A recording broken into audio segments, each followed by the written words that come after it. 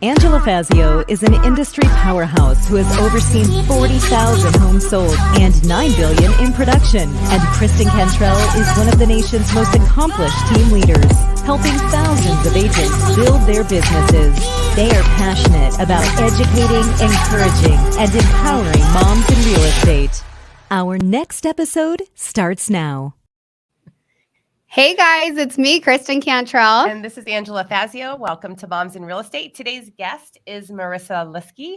And Marissa is a single mom of 3, and in her first 6.5 months of business, she built a 6-figure income company with no sphere of influence, and all by creating community, opportunities, and aiming to help other women in business. That is music to my ears, you guys. I'm going to read this part again. Creating opportunities, right? So she didn't know anybody and she went out and created her own opportunities, which is awesome. And wait until you guys hear how she was fueled from such adversity. And Marissa, I am so excited to have you on today. Thank you so much for being a guest. Thanks for having me. Of course. And I'm hoping that that the audience sticks through this whole thing. So how much of your story are you willing to share with our audience about how you had remarkable success out of great adversity? I'm willing to share it all, honestly. Let's go. Let's do it. So, I'll just start. So yeah. just start. So I was in a domestic violence relationship for about 10 years. I had a different business prior to entering real estate. But it increasingly became more difficult to run that business just because when you're in a situation like that, it's all about control. And he didn't want me to have my own finances. That way I had no opportunity for independence, therefore no option to leave him. So with my other business, I was selling vintage and things like that. And so he started like destroying my products. And so, I had wanted to enter into real estate for quite some time, but when you're in that kind of situation, you lack confidence, you lack support, and then of course you lack finances. So I just decided one day I had had enough. I couldn't take it anymore. I was going to do it. I was going to try and just, push forward and see if I could make real estate work for me and the kids to help us get out of that situation. And so I saved up just every dollar I possibly could until I could afford it. And I luckily, real estate, the schooling was online at that point. So I did it just kind of during the hours that he wasn't home and got my license, did my tests, boom. I think I did 10-day schooling, test immediately. And then I just hit the ground running. And luckily found some success in it. Yeah. I think it's so remarkable because different people react. Totally different with adversity. Most people will stick their head in the sand or be paralyzed or be so fearful. You just can't even think of a way out. But instead, you literally found, if there's a will, there's a way, right? You just found a way to make the time. I can't imagine learning that boring material under such duress. Like, is he going to walk in? Am I going to get caught? Tell me just how did you mentally keep yourself strong enough to do that? Well, a lot of prayer. I don't know if I can say that on here, but a lot of prayer. Absolutely. Oh my gosh. We love Jesus. We love Jesus for sure. And really, it was just... my kids were so terrified and so uncomfortable and constantly crying, and they really needed help, like, of course, by leaving that situation, but also like through therapy. And I wasn't able to get them that help. And so looking at them every day, being in that state was enough drive for me to say, I can reasonably probably not sleep for the next year until I can make this work. And that's pretty much what ended up happening. Because at the time I was also working for his business for free, being a single mom of the 3 kids, trying to maintain a home, and then trying to get my real estate license and then build a community to where I had that support, but also had the opportunity to find clients because Well, yeah, so that's like where I want to go too is, so nobody, you said you had no sphere at the time. So you got your real estate license. Like, what was your first steps to saying, I'm going to go build community? Because you guys, she didn't just go and like start some small little group. She has a group that's grown in 2 years to 250 women. So like right from getting your real estate license to going and deciding to do that, what was your first steps? So when you first get your real estate license, they always say, hit your sphere. And I'm thinking, I have no sphere. And then they say things like door knocking or postcard mailers. Well, I also had no funds. I didn't have any extra money. So I did try a little mailer. I decided I'll try a little bit of everything. I tried the cold calling. I tried just everything they suggest. But what I found is nothing was happening quick enough for me. And so I realized I need to meet as many people as I can, expand that sphere, because then, every person knows 10 people type of thing.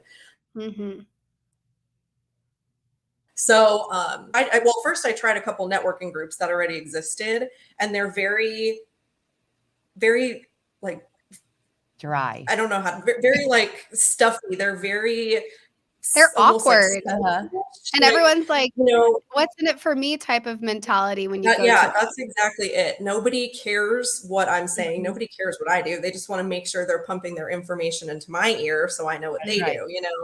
They also have a lot of rules. Like whatever I did, I needed to bring my kids. That's just how it is. Whatever I did, I couldn't maybe be looking business professional at that exact moment for this meeting. And a lot of them also require you to be at every meeting, in addition to they're expensive to join. And so I just decided I'm just going to make my own group and see what happens. And so I just got on Facebook and was like, hey, starting a little mom's group in North Peoria, Mother Hustlers, free. You mother hustler. Wait, did you just say mother hustler? I've never heard that before. You mother hustler. Yeah, come as you are. Everyone's welcome. It's for women. If thinking of having a business or want to explore it, come. Those are customers. That's more networking. Who cares? If you need to bring your kids, bring them. If you want to come like with a high pony, your glasses, in your pajamas with a lollipop stuck to your butt, come on over. Like that's what we're here for, kind of vibe. And so it worked out really well. Actually, at my first meeting, I was pretty much in tears. The first meeting I organized, I was pretty much in tears. I had just come down from up north. I had all the kids. We were up there for doing a couple showings. Came down here. My toddler had left one shoe up north. We met at a coffee shop, got to the coffee shop. I had my dog in a carrier because she had just gotten hit by a car and she needed constant medication. So, and my kids I show up, my kids are all screaming. I have all three of them. I've got this dog and I'm like almost in tears at the doorstep. And who's now one of my really good friends, she met me there and said, hey, are you Marissa? And I said, yeah. And she's like, oh, good. I'm here for Mother Hustlers. And I was like, I don't even know if I can do this today. And she's like, isn't that what this group is for? Like, suck it up, let's go. And so that's been the vibe of it this entire time, come community, collaborate, help one another, build one another up, support each other, not just in business, but support each other in our personal lives. And just all of the trials you encounter as a woman in business with children, it's nice to have that connection where people are not only supporting your business, but also supporting you personally. I have like a little army of women now behind me. So when I have to go to a trial, they're all showing up here. They're all showing up at my house, bringing flowers, bringing cookies, bringing dinner. That's the kind of like community we've created. God is so sweet. I know. Like, I'm just thinking about how I can't even imagine being in that situation for 10 years and then and you feel like it's never going to end. Then God surrounds you with like, oh my gosh, so much love and so much support to help you make that transition. And putting that woman in your path when she says, suck it up. Right. Like that's what this is for, because it just probably just put you in check and reminded you why you even started that group. And It it is. did. It created your whole culture and your whole vibe of like exactly like you said, come one, come all. That's like we're so aligned. I don't even know if you know that. Like my whole thing that I'm building community builders, you're like that is the whole slogan. Yes. When I'm listening to you, it's obviously not from the same situation, but it's like listening to her. I know. Yeah. We're like, can't wait. It is. So it's so important. And then what ended up happening, which was a fantastic byproduct of building my business, but building my own personal community, I also built my children's little community, because all of these women have other little kids, and now they all are like a little group. Like we'll get together every couple of weeks and we do a therapy walk, and the kids play on the playground and the moms just walk around and meet some lives and stuff like that, That is such a great point that you just put your kids in a community, and they need that. Like that is so huge. I have so many questions. They desperately. Okay. So let me ask you this question. How long were you in real estate before you left your situation? I was in real estate for probably about 9 months before I left. How did you hide that? Like, how did you So he ended up finding out. Finding out because one day my business grew to the point where I could not work for him any longer. And it was towards the end. And so I had to say to him one day, listen, I can't help you anymore. I'm doing this other thing and it's important and I got to do this and I can't help you. And that was when things like took a real bad turn for the worse. But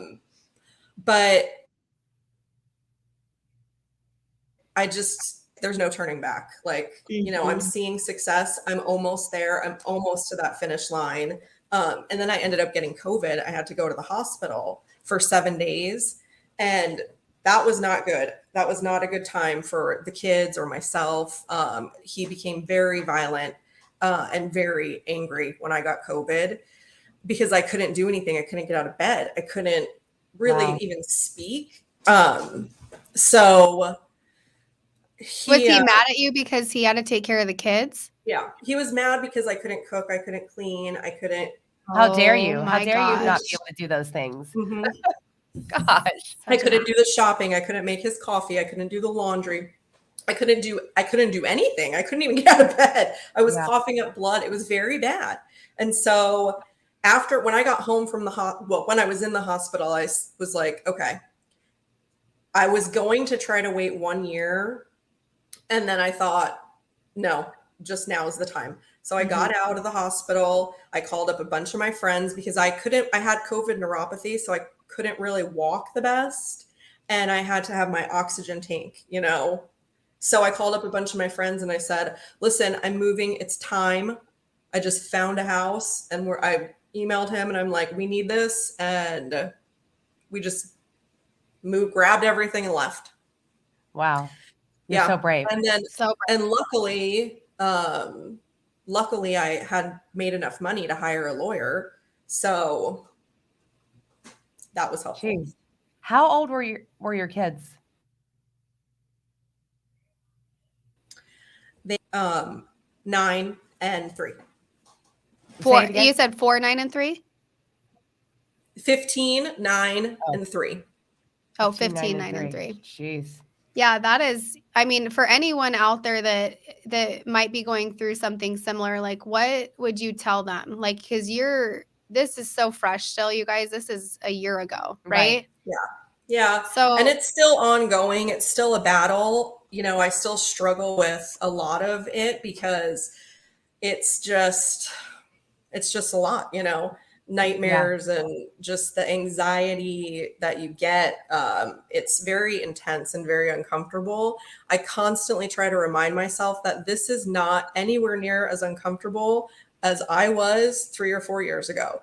Yes, I have anxiety, but these are anxieties towards healing, But when I was in so hard, I know I am. Thank you so much. When I was in that situation, I guess I'd want to say to anybody else that was in that situation, it's not easy. It's not an easy decision. It's very scary. It's terrifying. But I feel like what really pushed me over the edge to just say like it's time was the fact that knowing there would be light at the end of the tunnel. If I stayed here, this is what it's going to be forever. I know what I'm getting every day. I know what it's going to be, and it was very bad. He would wake me up at 4:30 every morning by either yanking the blanket off of me and yelling at me, throwing something at my face, screaming at me. It was every day, every single day. And so I knew that something better. I don't know what, but something a lot better. of things are better than that.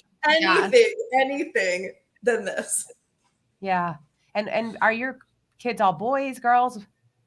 My 2 oldest are girls and my youngest is a boy. Oh, You are so strong, and like I can't even. I know, like I don't even know what to say. If you were to like sum up how real estate has changed your life, because it 100% has. Like, yes, what would you say? In every single way, financially, socially, just it's literally like transformed my entire life. Because before, if I didn't have this, we would still be stuck there. There would have been no way I could have left. So, wow. I mean, that real estate impacts so many different women's lives in so many different ways. I feel like the way it's impacted yours is like extraordinary. It's so extraordinary. Yeah. And I'm just, I know that I believe wholeheartedly that all things work together for those who love him, for good, for those who love Jesus. But I just can't imagine how hard that must have been watching your kids and yourself go through that for so long.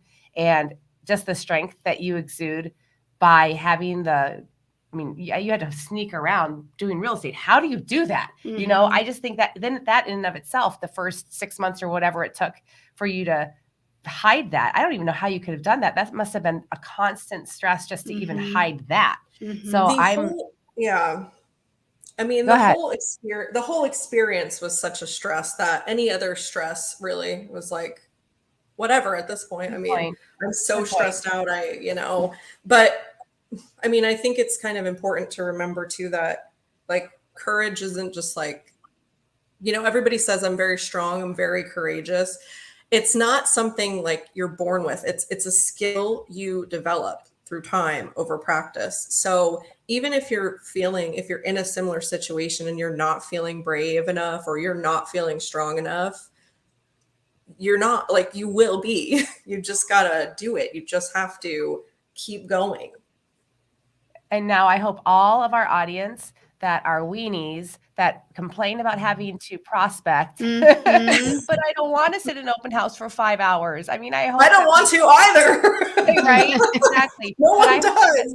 I hope our audience says, my gosh, I'm being a weenie. Like I want half the audience to say I'm being a weenie and I'm going to step up and do more. Because if she can do it, I can too. I don't have that adversity. And maybe there's some people out there that are like, oh, I do have hope. I can do this. And you don't have to feel, I hear what you're saying. I don't think courage is a feeling. I think courage is doing something when you're afraid or when you're weak, and you just do it anyway. Mm-hmm. Yeah, that's exactly what it is. Yeah. You just do it anyway.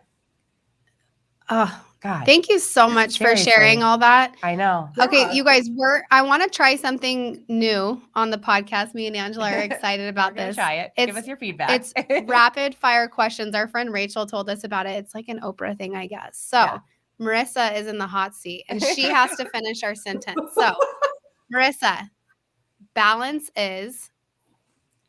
Oh gosh, balance is magic. That's really good. It would be because it's impossible. We had one yesterday. We actually have a speaker at our next event, and the topic is balance is bullshit. All right, Marissa. The next one, being a mom is. Oh.